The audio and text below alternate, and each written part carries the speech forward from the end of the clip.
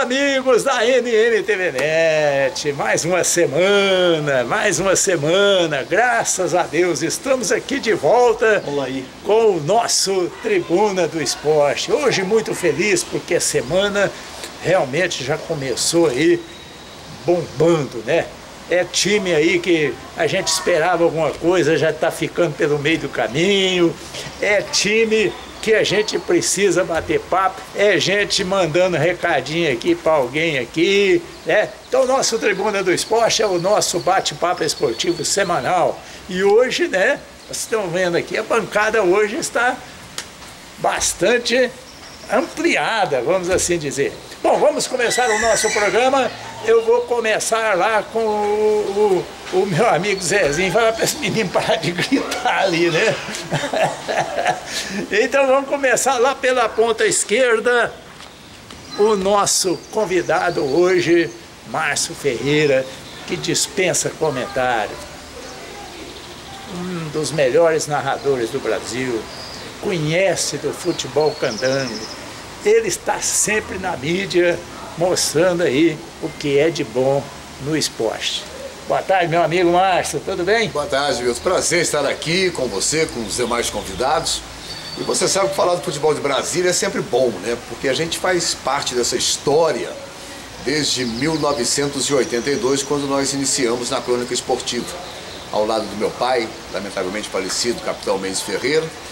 E nós tocamos grandes equipes esportivas aqui na década de 80, década de 90, e de certa forma a gente tem um pequeno conhecimento da capacidade, né, do nosso futebol. Pena que acabamos perdendo aí ao longo do tempo um poder de barganha, após aí uma passagem boa do Gama, também do Brasiliense. Tivemos aí equipes maravilhosas como o Sobradinho, bicampeão, o próprio Taguatinga, extinto Taguatinga de Froilã e Tosetti. E a história a gente conhece também aí com Ceilândia, do Cardoso e tantos outros clubes, né? E é uma honra estar aqui cumprimentando aí os seus amigos e as suas amigas que sempre acompanham o programa. É isso aí. Aqui da minha direita, Dr. Wilmo Alves, o nosso diretor jurídico. Um dos três mosqueteiros. Hoje chegou o Aramis aqui. E tem gente perguntando cadê o senhor. Tudo bem, doutor? Primeiro vamos. Tudo bem. Boa tarde, quase boa noite. Hoje. O coronel já estava ligando aí. Quase boa noite. Prazer grande receber aqui o narrador, o homem do esporte, o Márcio, o professor Bosco, mais uma vez. Eu retorno aqui depois de algumas ausências, né? Vamos dizer férias. Algumas ausências, alguns programas. Mas estamos aí de volta para falar do futebol. E nessa noite passada, eu estava vendo alguma coisa nos canais de televisão que me chamaram muita atenção. Uma delas é em relação ao Corinthians. Nós vamos falar sobre o Corinthians, que está na pauta, né? Está na pauta. Não é isso? Está na pauta. É que foi autorizado o impeachment, mas não tem o impeachment ainda. Ficou pela metade do caminho. Ficou pela metade do caminho. Eu não consigo entender isso do ponto de vista jurídico ou de decisão.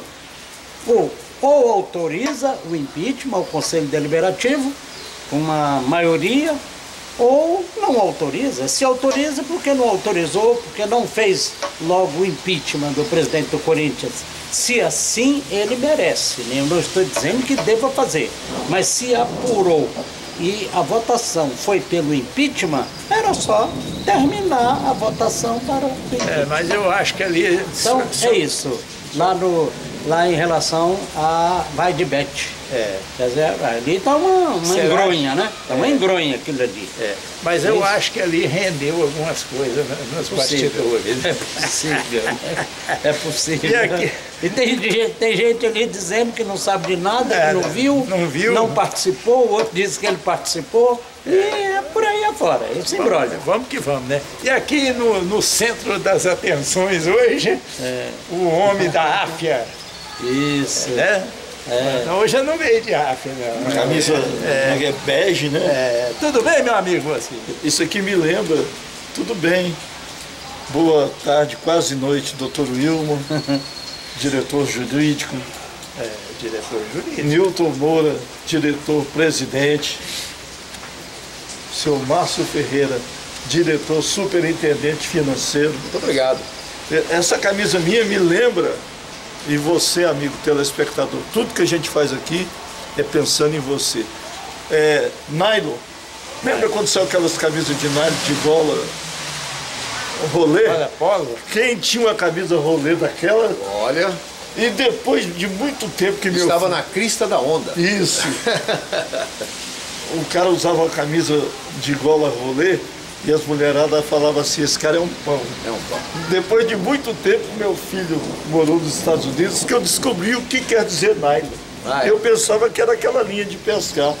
Era New York, Londres, nylon.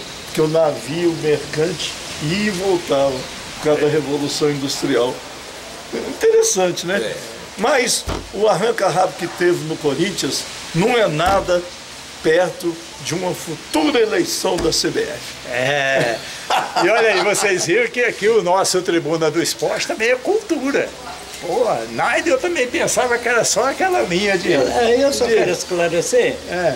dizendo isso aí que o professor Bosco falou, é que eu tenho uma foto que parece um galã de Aquela Hollywood. camisa. Parece um galã de Hollywood. Quem não tem? No auge da minha passagem pela Força Aérea Brasileira, um cabelo que isso aqui é careca. Eu nem gosto de olhar, em relação àquilo ali. E com um detalhe, né? A camisa era branca, de rolê, e eu pedi um casaco emprestado de um amigo meu, que se chama, não morreu até hoje, se chama Severino. E ele era um casaco muito bonito, branco e preto. Então eu vou trazer essa foto a qualquer momento. Vou ver se encontro onde é que essa foto está. Isso para que atrás. eu mostre para vocês aqui, para os internautas, aquela foto fantástica, rapaz, sabe? Se eu acho que se Beleza. tivesse ido para Hollywood, O senhor estava estaria lá até hoje, Não. lá com o Stallone. não, e com incêndio e tudo lá, né? Acabou. Brad Pitt e companhia. Viu? E para falar, olha aí, e essa semana no Futebol Raiz Pé de Ferro, nós recebemos aqui um ex-presidente da Federação de Futebol do Distrito Federal, o Rui Teles, que me presenteou aqui com esse magnífico exemplar. E eu dei uma folheada nele, andei lendo, e uma coisa me chamou muita atenção. E nós vamos começar o programa hoje falando justamente sobre isso, sobre a imprensa, principalmente aqui do Mas Distrito fala Federal. de quantos acessos teve o futebol raiz Pé de Ferro com o Rui Teles, cara. Só no Facebook eu acho que deu mais de 150, no e-book 780. Mas lá no YouTube, como nós estamos começando, está um pouco menos, né? Mas tudo bem. O que me chamou a atenção aqui é uma parte aqui que ele fala que a imprensa esportiva também é responsável pelo crescimento ou pela derrota do futebol. Muitos jornalistas ou radialistas, é aquilo que você vem sempre falando, o cara começa hoje já acha que sabe tudo, né? Esse é o problema. Ao invés de informar, se arvoram de técnico, dirigente e torcedor. Escalam time, determinam valores de contratos e defendem direito de torcedores. A imprensa hoje, vamos começar lá com meu amigo Márcio Ferreira. Imprensa hoje, como ele está dizendo aqui, está sendo manipulada? Em Brasília? Não, eu vejo o seguinte, quando eu comecei no rádio esportivo, nós tínhamos em Brasília 5 equipes que transmitiam futebol local. Futebol local. Tinha nada a ver com o Rio, tinha nada a ver com São Paulo, Minas, etc. E tal. Então nós tínhamos grandes e grandes cronistas esportivos, né? Tínhamos, se eu me lembrar de alguns aqui, o falecido Jorge Martins, Crocodilo, que tinha uma influência muito grande com o Crocodilo, que era do Correio Brasiliense, ele fazia justamente comentários a respeito do futebol de Brasília, através dessa coluna dele, o Crocodilo, ele botafoguense, mas mesmo assim só falava de Brasília, né? Tivemos o Vanderlei Matos, que durante muitos anos foi tribuna do Mané Garrincha, do antigo Mané Garrincha, que já passou por várias reformas, né? O Magalhães, o Magá, Nilson? Não, o Magalhães era da Rádio Capital na época. Ele chegou a ser político aqui em Brasília, era um grande nome da crônica esportiva de Alagoas, e nesse período que ele estava aqui em Brasília como deputado, ele também comandou a equipe de esporte da Rádio Capital, junto com Marcelo Ramos, com meu pai Mendes Ferreira, com Valdir de Almeida, Cid Jorge, enfim, nós tivemos aqui grandes cronistas. E havia uma independência muito grande em relação à crônica e aos clubes. Eu, nessa época, era repórter.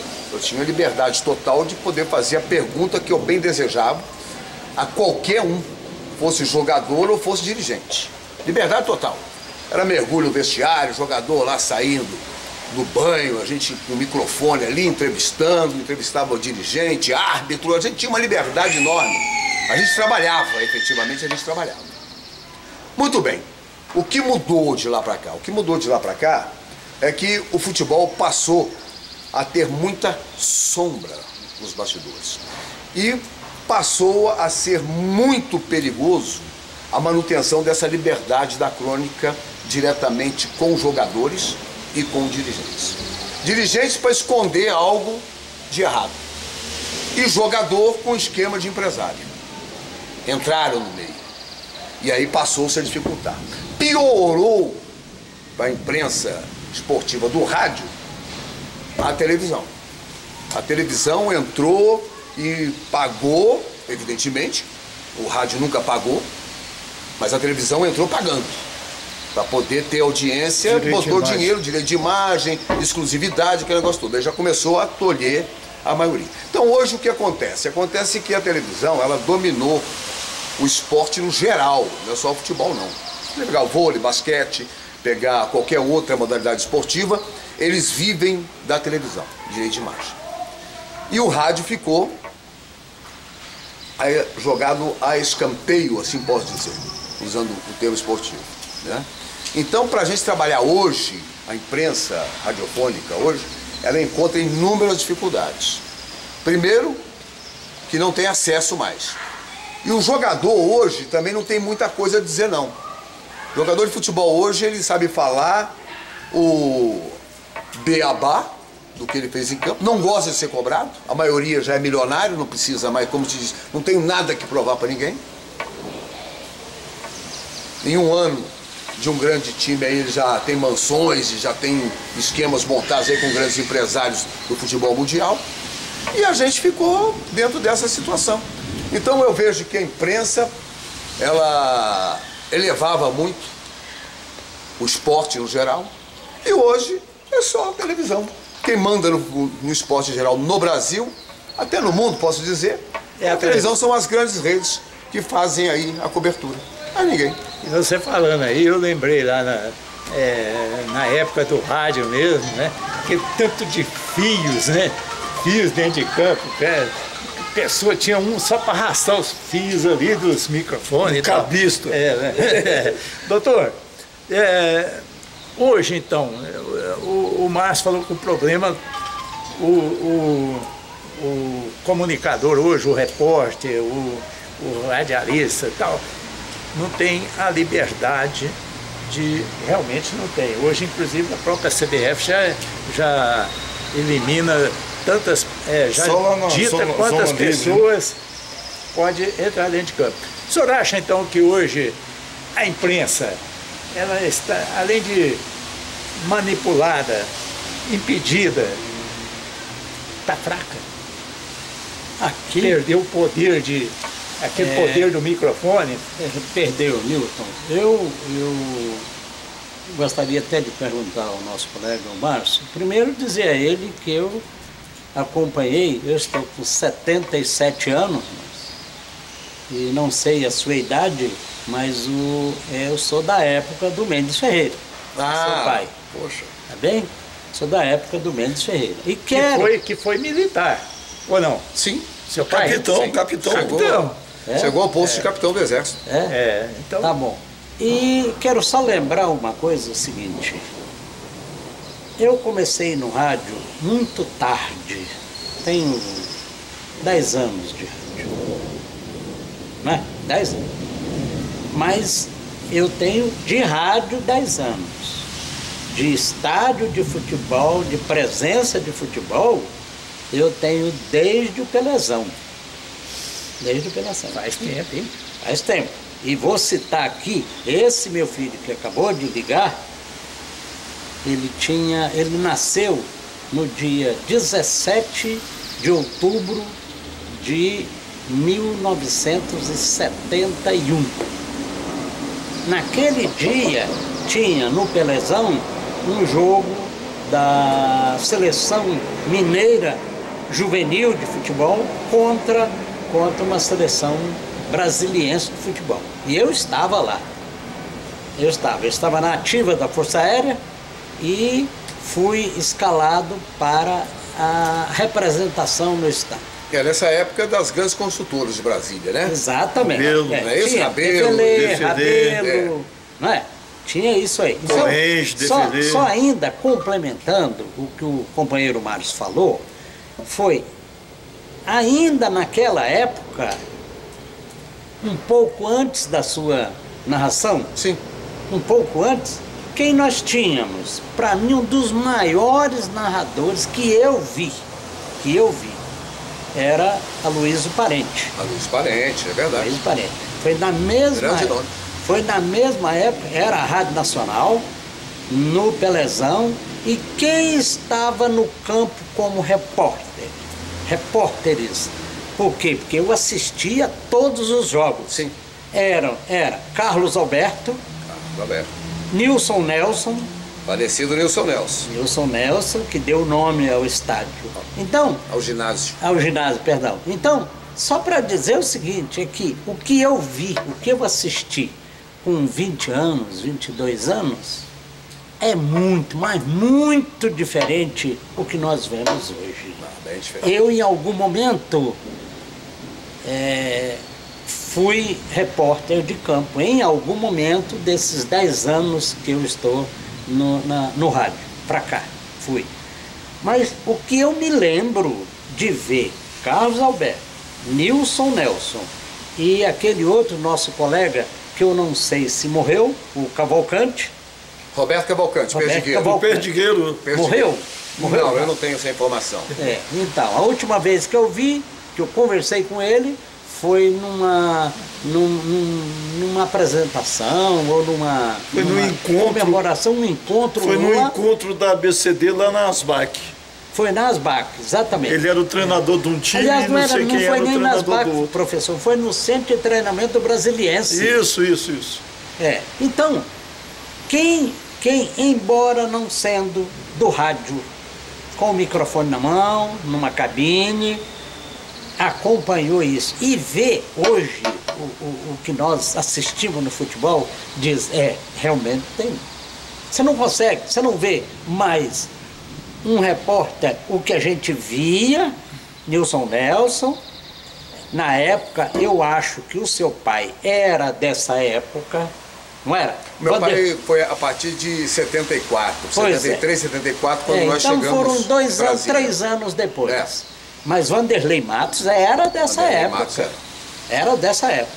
Com aquele pé, aquele andado dele esquisito, não era? Assim. Meio desengonçado. O que nós víamos, ou o que nós vimos naquela época, hoje, Nilton, hoje acabou. Porque acaba o primeiro tempo e eles colocam aquela placa, aquela faixa atrás do jogador para uma entrevista de 30 segundos, 20 segundos, 30 segundos, que é só propaganda. Aquilo que os repórteres faziam no campo, no intervalo, ou às vezes na hora que estava entrando, aquilo tudo acabou, não existe mais. Então, eu acho que o companheiro Márcio tem plena razão quando ele fala a respeito de tudo isso que aconteceu com a imprensa.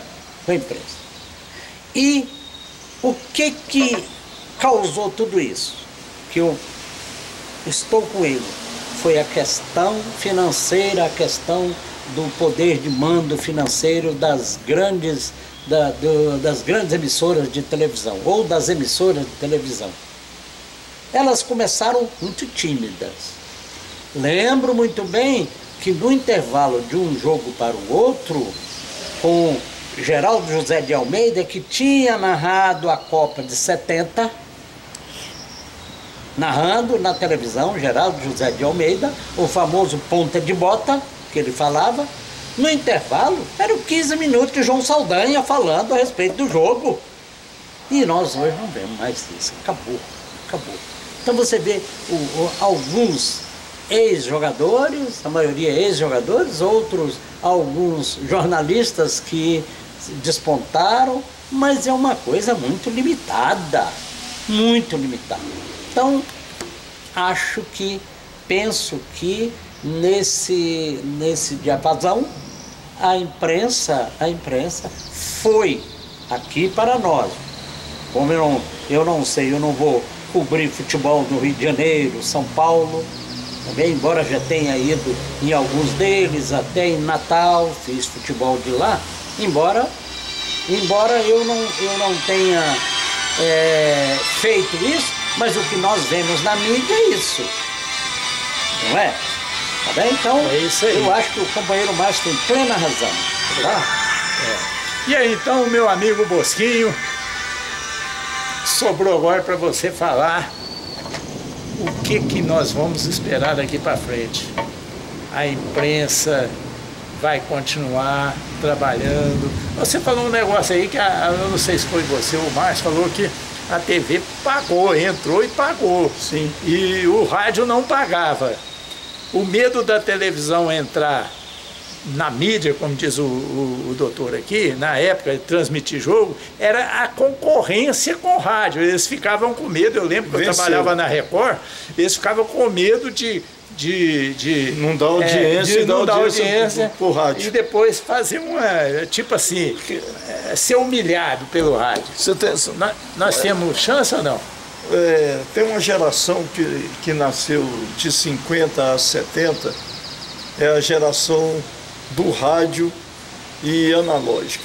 Tem uma geração que nasceu de 75 até 90, é uma geração que pegou a transição do rádio para a televisão e as mídias de celular, etc, etc.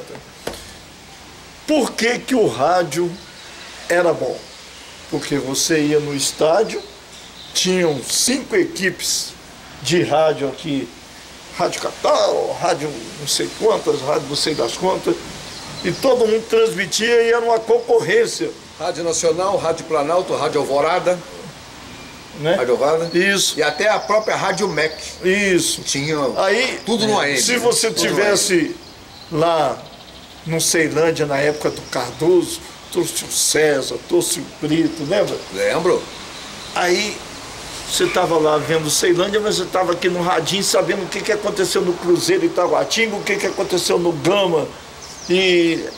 Então, o rádio, ele tinha essa capacidade de abranger todos os outros jogos. A televisão não tinha. Ainda não tem, né? Ainda não tem. Não porque tem. Lá dentro de campo ele não assiste. Não, hoje ele tem. Hoje a televisão está aqui em Brasília e passa para o lado do Ceará na hora. Sim.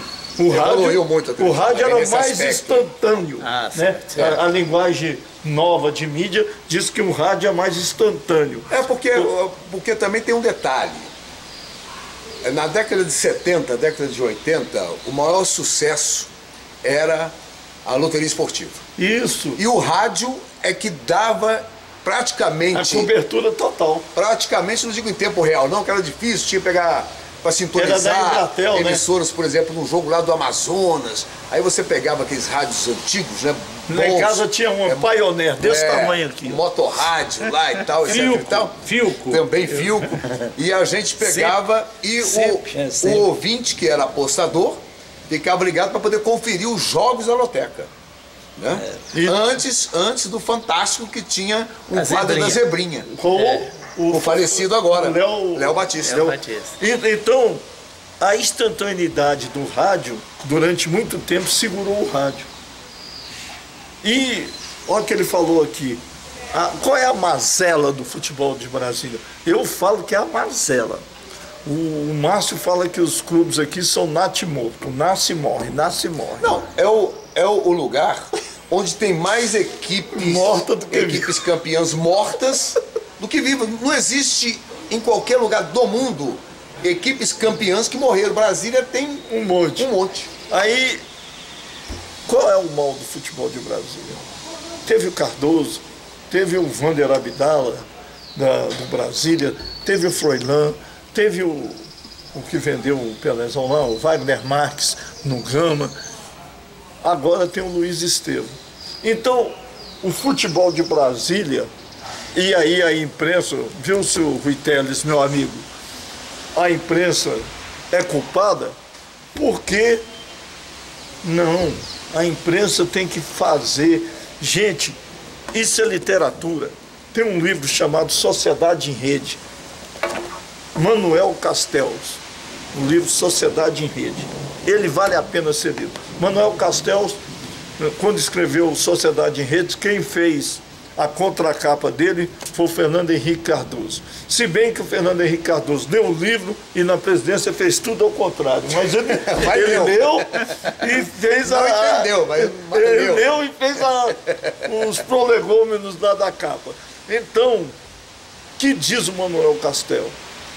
Se o governador, se os administradores regionais, né, não são capazes de manter os times, o governo é obrigatoriamente obrigado a sustentar a equipe, a federação, a entidade, até que ela caminhe por pernas próprias.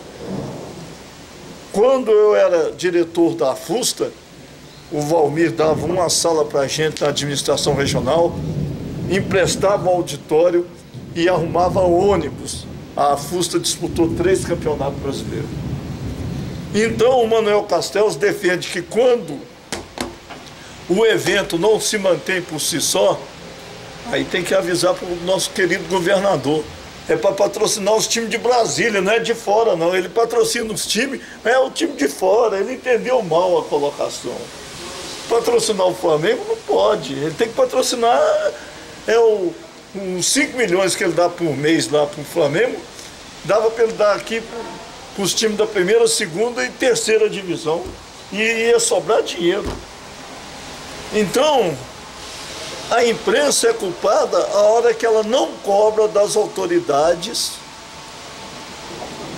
o seu dever primeiro.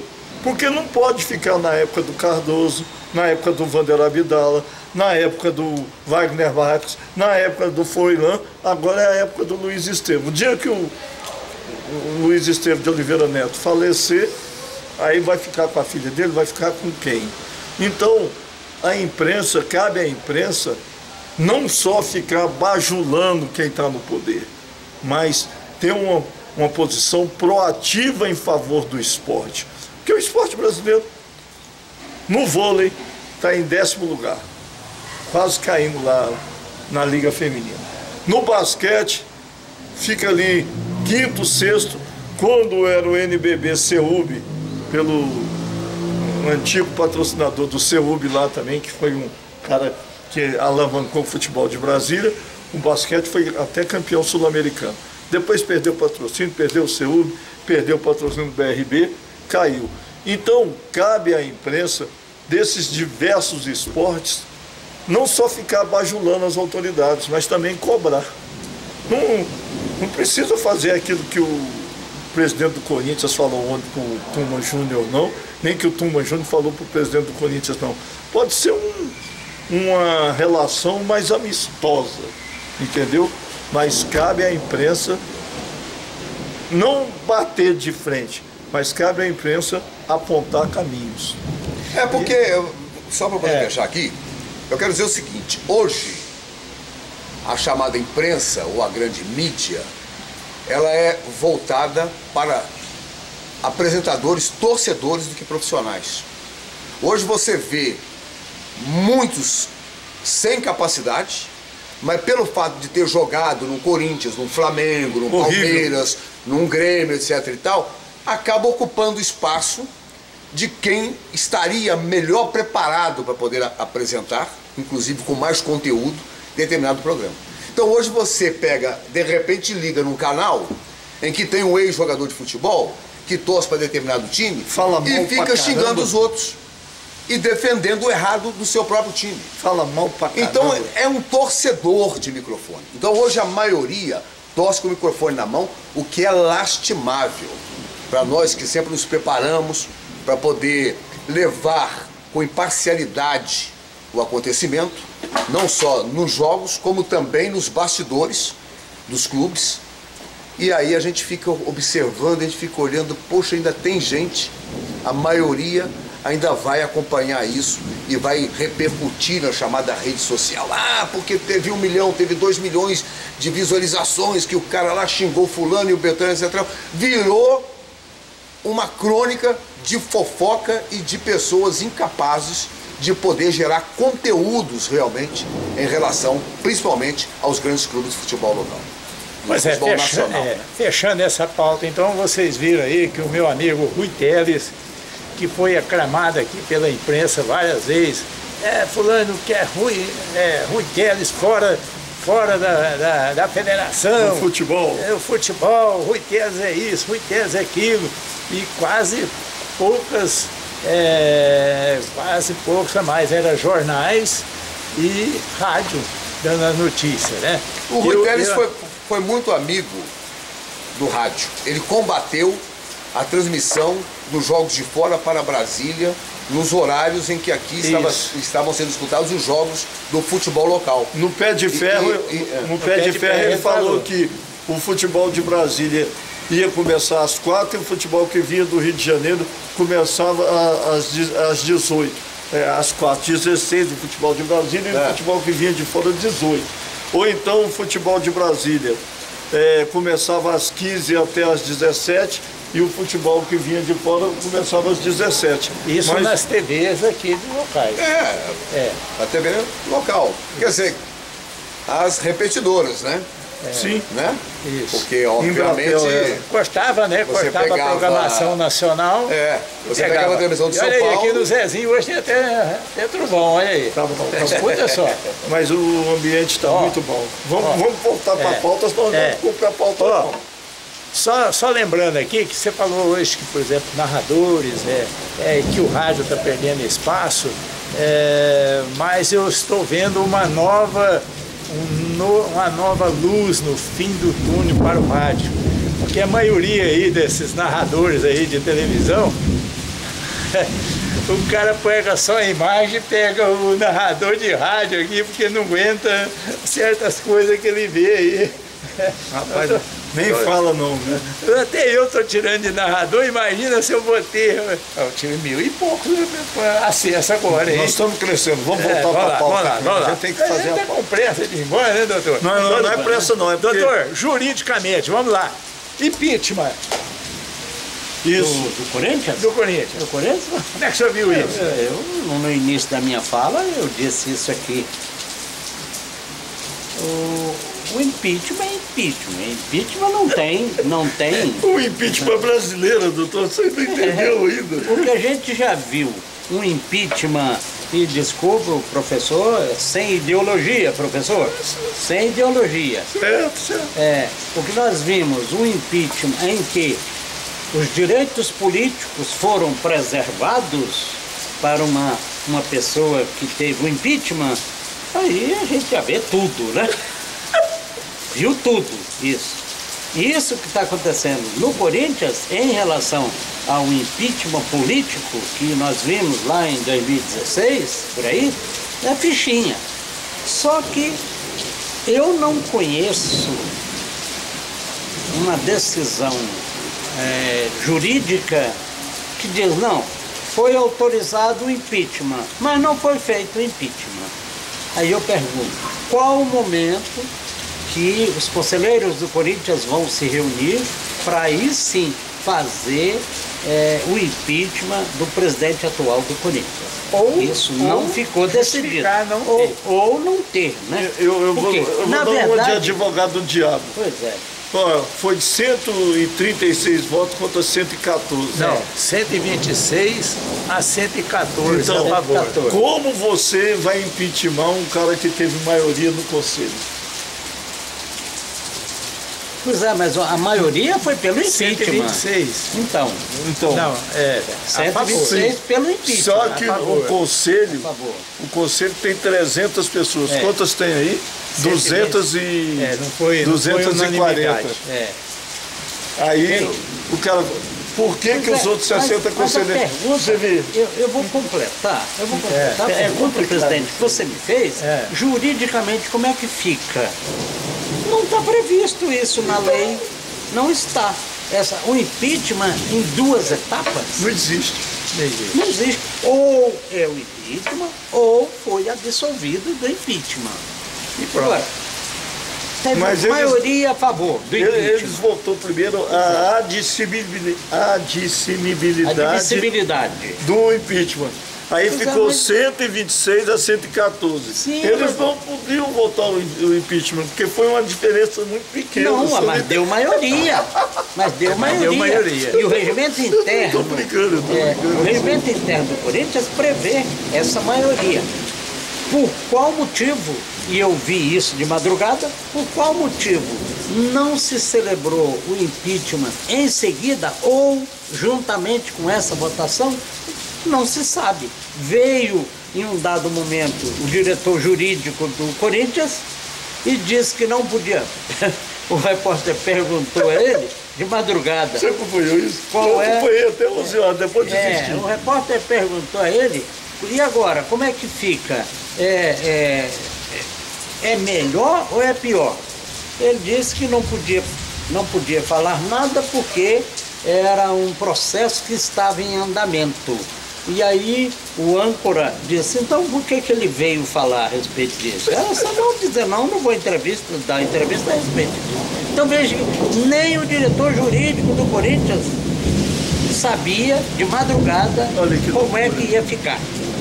Então, para mim, que hora que eles vão retomar isso? Não sei, hoje, amanhã, depois, semana que vem? Segunda-feira que vem. Quando terminar o mandato. Não sabemos. É uma coisa muito difícil. Tá bem?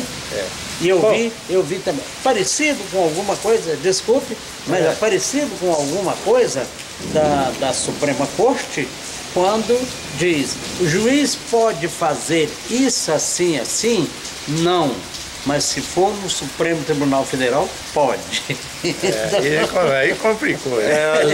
As decisões monocráticas têm que ser votadas ainda no Congresso. Pois é. É isso aí, viu? Gilberto de São Paulo, professor. Times cariocas são melhores que os paulistas? Ixi, eu acompanho o futebol carioca desde 1963. Não vem falar que é melhor que o paulista. Quando o Gilberto Gil fez aquela música. Alô, torcida do Flamengo, aquele abraço, porque ele é fluminense e o Fluminense tinha sido campeão brasileiro em 63 e ele estava preso em Realengo. Então, ele achou que o Flamengo tinha sido campeão. Não, ele achou. Ele mandou um abraço para a torcida aquele abraço, na época, a gíria, aquele abraço para você era um tchau. Tchau. Ele estava dando um tchau para Na verdade, ele estava dando um tchau para a torcida do Flamengo. Muito flamenguista escuta e vê essa música como se fosse para comemorar a torcida do Flamengo. Então, e não é não. Está comendo gato por leite. É melhor ou não é? Eu acompanho o futebol carioca desde 1963, eu ainda com 9 anos. Aprendi a torcer ali na beira do campo do Flamenguinho, quando o estádio do Flamenguinho era cercado de madeira, eu torcia para o Fluminense aos 9 anos. O futebol carioca teve uma época de ouro com um presidente de federação que para mim foi o melhor presidente de federação que eu já vi no Brasil. Não, Eurico Miranda, não. Otávio Pinto Guimarães. Pensei que fosse o caixa d'água. Mas o Otávio foi fantástico. A era do Otávio Pinto Guimarães é a época do Canal 100, a época do esplendor do Rio de Janeiro, né? Que o Garrincha era a alegria do povo, que o Botafogo tinha aquele ataque maravilhoso, né? Jair, Roberto, Ferretti e Paulo César, o meio de campo era Carlos Alberto e Gerson. Era uma máquina o Botafogo. Então, o futebol carioca era o mais charmoso. Ontem, na morte do Léo Batista, o primeiro Globo Esporte era o Pelé correndo. Não sei se vocês lembram. O Pelé correndo, o negão parecia uma pantera, cara. Ele tinha amortecedor das pernas. Aí, o Léo Batista com o Hans Donner fizeram o Pelé em perspectiva raiado, né? Você pode ver que ontem passou a imagem dos primeiros Globo Esporte, não sei se vocês viram, aquele negão correndo lá era o Pelé, cheio de raios assim, né? O Hans Donner era fantástico nessas Pra mim foi o melhor nas criações. né? Então, o futebol paulista sempre foi muito objetivo, né? Tinha o César Maluco, tinha o Sevilho, tinha o Toninho Guerreiro, todos os grandes centroavantes, tinha o Pelé, que era uma máquina de fazer gol altamente objetivo. Para mim, o futebol paulista sempre foi mais competitivo e o futebol carioca sempre foi mais Charmoso. elegante, mais assim, tipo escola de samba. Você vê que a escola de samba do Rio vem o mundo inteiro ver. A escola de samba de São Paulo fica só os paulistas. Então é mais ou menos o que acontece no futebol carioca e o futebol paulista. O futebol paulista, para mim, vai dominar o futebol brasileiro. Já está dominando com não sei quantos times da segunda divisão e não sei quantos times na primeira. E o futebol carioca, ao perder Otávio Pinto Guimarães e ter os caixa d'água da vida, caiu não vou falar no esquecimento, mas perdeu o seu charme. Perdeu o charme. Pois é, eu só queria complementar aqui o Hans Donner. Por que eu falei que ele Mago das vinhetas. Por que eu falei que ele era o melhor? Porque na época que ele trabalhava, a tecnologia ainda era de 70 a 90, a tecnologia era fraquíssima. Quando ele fez o Globo Beleza, ele está igual eu. Se eu nascesse hoje, pegar essa tecnologia nova aí, eu ia virar um 70, nem 80. João Paulo, lá de Salvador. Cadê o doutor? Cadê o doutor? Palmeiras campeão, doutor. Não chora não. Ele tá falando aqui, não chora. Mas não, doutor. Campeão de quê? Ué, do Paulistão? É. Ah, é? É mãe de Ná? É mãe de Ná. Ele manda um abraço para ele aí, doutor. Tá bom. João Paulo, muito obrigado aí pela referência, muito obrigado pela atenção. E eu acho que você está cantando as pedras aí antes que a coisa aconteça. O Palmeiras não está com essa bola toda, não. Eu tive a felicidade, a oportunidade, no final do ano passado, de falar alguma coisa a respeito do Palmeiras. O Palmeiras, recente, ou de 6 meses, 8 meses para cá, não é, na minha visão, não é o mesmo Palmeiras de 2022, 2023 e o início de 2024. Então, tomara que o seu Palmeiras enfrenta o Santos, que vai começar amanhã, Santos e Palmeiras, amanhã. Com caixinha? Com caixinha. Não podemos mais dizer que futebol é uma caixinha de surpresa. Vamos ver, João, na terça-feira que vem, como é que vai ser esse resultado de amanhã de Santos e Palmeiras, porque o jogo vai ser na Vila, Santos e Palmeiras. Aí na próxima semana, João, aí vamos ver se você ou o doutor vai poder falar um do outro. É verdade. Que aí é confronto direto. Mas olha, deixa eu fazer uma pergunta aqui pro Márcio. Não terminar. Mas ele tem razões de sobra para fazer essas referências E eu pediria, João Paulo, que você, por favor, mande aí uns números para a gente jogar aqui na loteria, na Mega Sena. Estamos precisando. Tá bem? Porque nós estamos precisando disso. E essa previsão que você está fazendo aí é uma previsão de mãe de Ná. Então, porque vai acontecer já amanhã a terceira rodada do Campeonato Paulista. E vamos ver amanhã já Santos e Palmeiras como é que vai ser o resultado. De qualquer forma, muito obrigado pela referência que você fez. E é muito bom quando você manda esse recado para cá, porque acaba ativando a nossa memória a respeito dos times brasileiros, de um modo geral, dos times brasileiros. Tá bem? Certo. Então tá aí. Eu só queria perguntar qual que é o seu time de coração? Eu sou Vasco. Vascaíno. Vasco, desde 1966, quando eu fui ao Maracanã Então com meu não pai. pode falar do Eurico Que era Miranda. para me torcer para o Fluminense. Meu pai era torcedor do Tricolor, das Laranjeiras. Traidor! Aí, no Maracanã, naquela época não tinha muita gente não, tinha só uns 118 mil pessoas. 150 mil era Não estava cheio o Maracanã, Era Maracanã pequeno. cabia 200 mil, hoje não cabe 60, é coisa que eu não consigo entender. 75, reduzido. Ampliaram o estádio para. Não, mas só, a capacidade de venda é 60. Podemos chegar a 63, 64, mas não passa disso. Pode até comportar um pouco mais, mas a capacidade para venda é essa aí, para segurança, aquela coisa toda.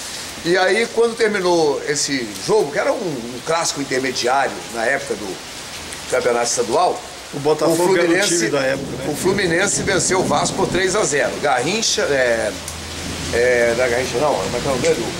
Aquele ponteiro lá, que pra mim foi o espelho do Garrincha. Cara, como é que fugiu o nome dele aqui? Tinha o Flávio Cabecinha de Ouro, tinha o Samarone, Cafuringa. Cafuringa, 3 marcados. E o Valfrido, espanador da Lua, perdeu um pênalti pro Vasco.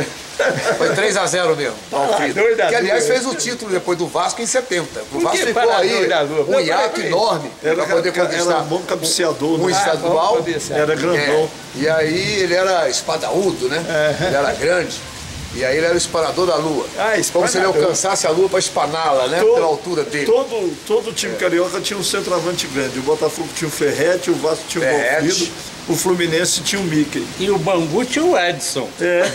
Todos eles tinham um centroavante bem grandão, que era para fazer gol de cabeça. E aí eu saí do Maracanã, naquele jogo, torcendo pro Vasco. Me identifiquei muito mais com o Vasco que com o Fluminense. Eu assisti, só para uma referência, eu assisti no Maracanã em 1971, Copa do Mundo de 70, em 71 assisti no Maracanã antigo, 110 mil pessoas.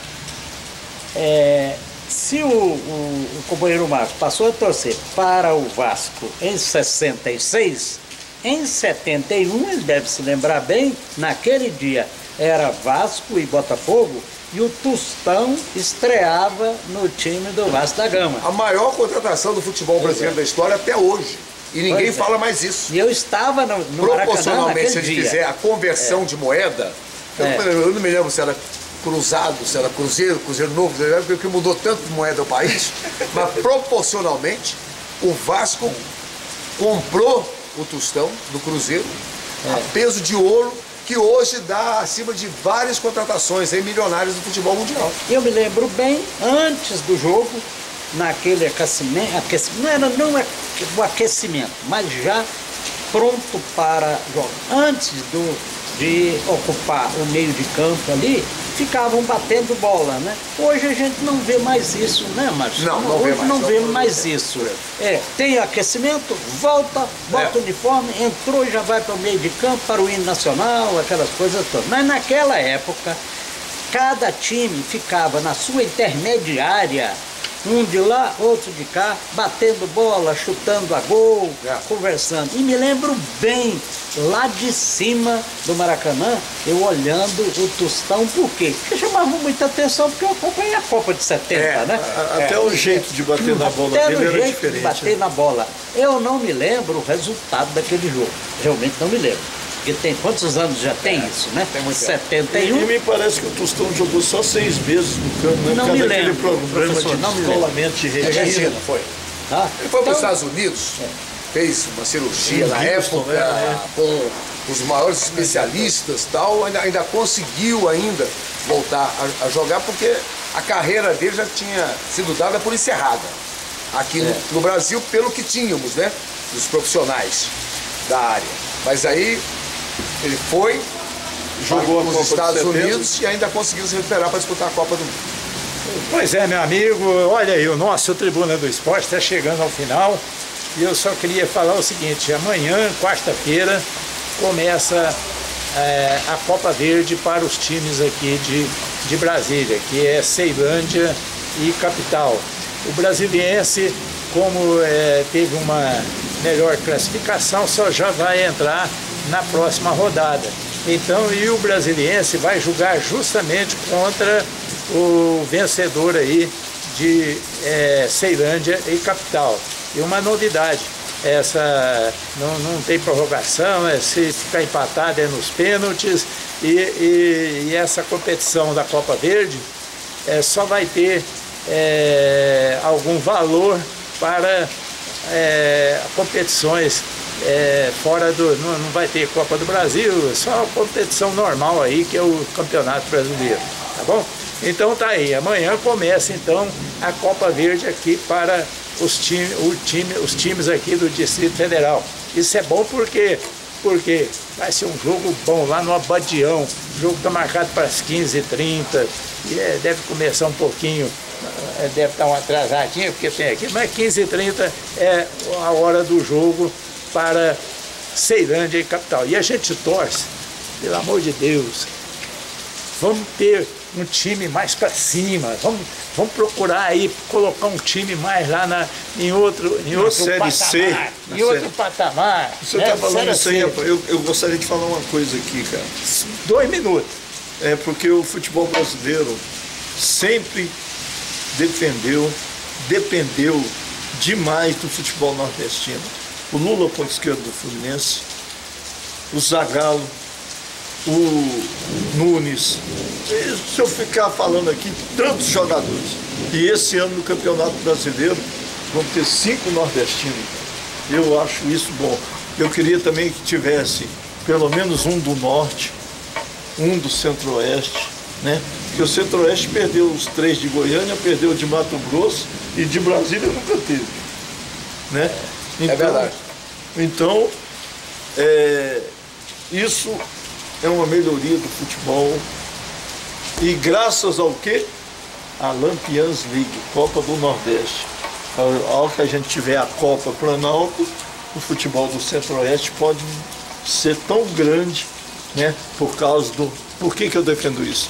Tem uma coisa chamada IDH, Índice de Desenvolvimento Humano.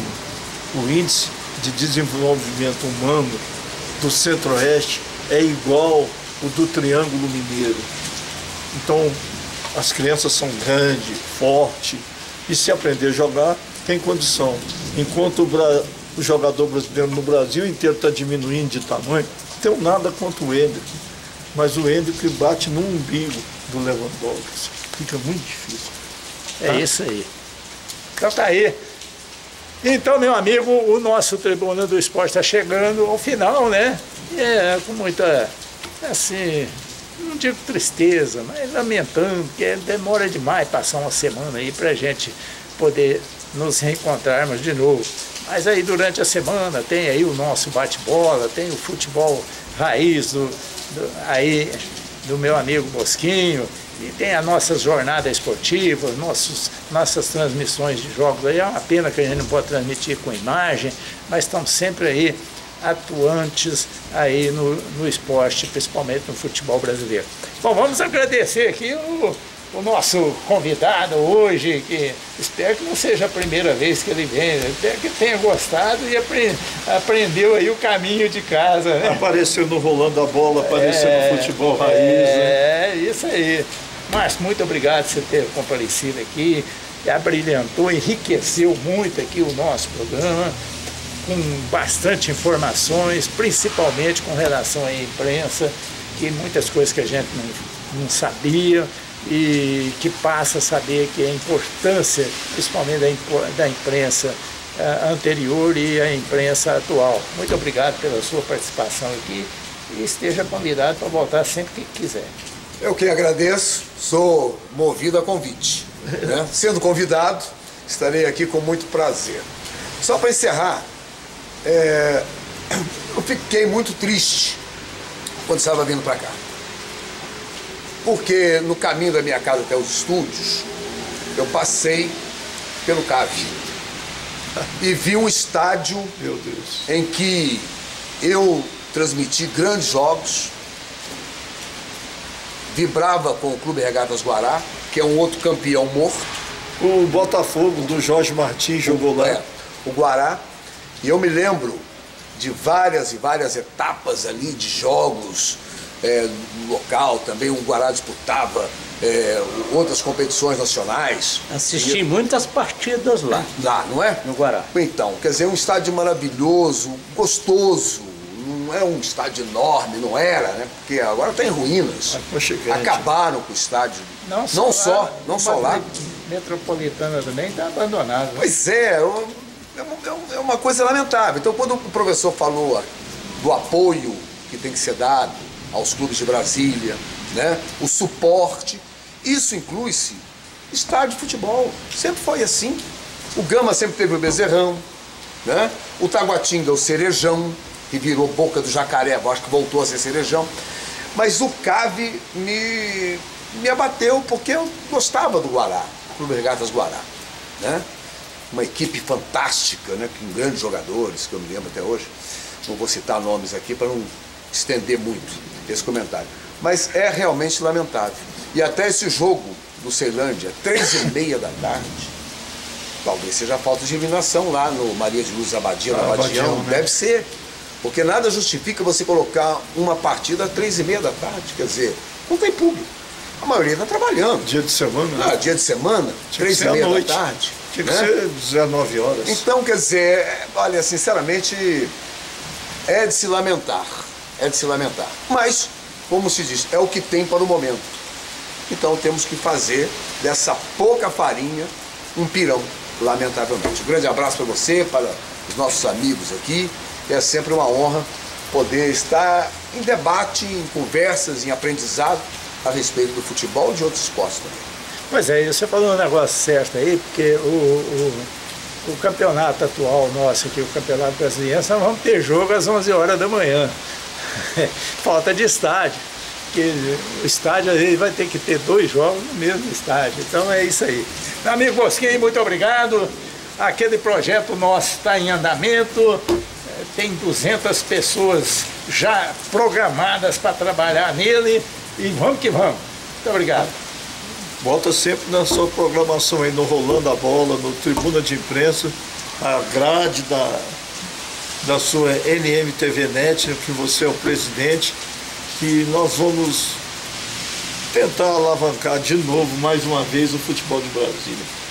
Vamos ajudar, vamos fazer alguma imagem fora do estádio, durante os jogos, não imagem de jogador, porque não pode, mas nós vamos ter as imagens aqui no nosso programa para jogar para você, amigo ouvinte, e falar do futebol de Brasília. Nós não podemos transmitir o jogo ao vivo, mas nós podemos fazer os melhores momentos. Eu vou lá filmar o jogo completo e manda bala depois, né?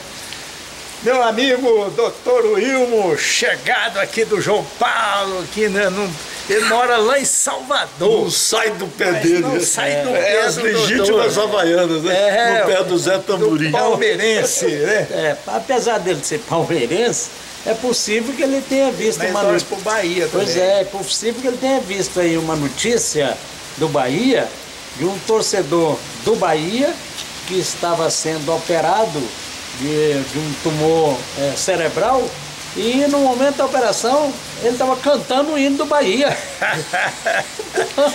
Isso é otimista, pelo menos otimismo. É isso aí. Cantando o hino do Bahia.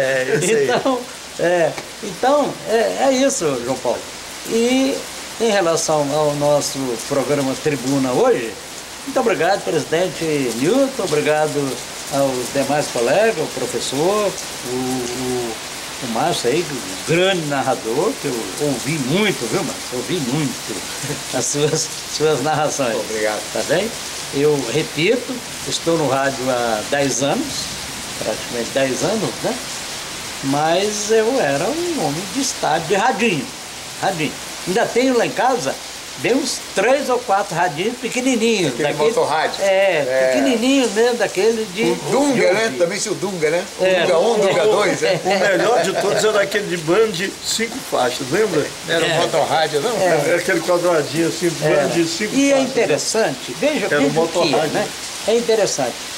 A televisão hoje, na hora, porque de vez em quando, principalmente nos jogos do Nordeste, de vez em quando você vê um torcedor lá no estádio com um radinho aqui. E é interessante que a televisão fica fazendo uma certa chacota em relação ao torcedor que está no estádio. Torcedor raiz, né? Ouvindo o jogo com radinho. Eu ainda sou, quando vou no estádio, ainda levo um radinho bem escondido. Sempre aparecia um Zé do rádio. Em todos os estádios tinha o Zé do rádio. A televisão estava com o rádio aqui, ó, outro até com a radiola. E quero só falar a respeito do Rolando a Bola.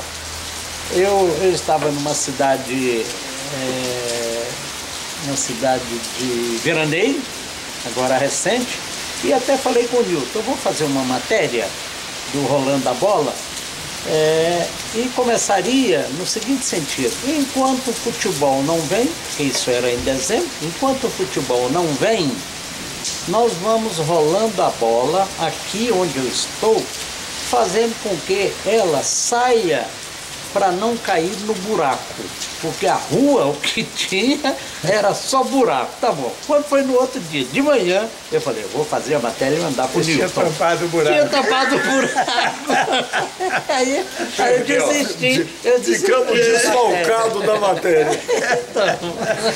É isso aí, doutor. Muito obrigado. Então, meu amigo telespectador, vocês veem que o nosso Tribuna do Esporte é isso, esse bate-papo informal, descontraído. Aqui ninguém é proibido de falar nada que não queira, fala o que quer e a responsabilidade é dele também. Nós temos jurídico aí para isso. Então é isso aí. Então até o próximo programa, se Deus assim permitir. Uma ótima semana aí pela frente e tomara que as nossas equipes aí que jogam amanhã aí, né? O Ceilândia Capital seja aí o primeiro degrau para o futuro maior lá na Série C, Série B e por aí vai. Um abraço e até o próximo. Muito obrigado.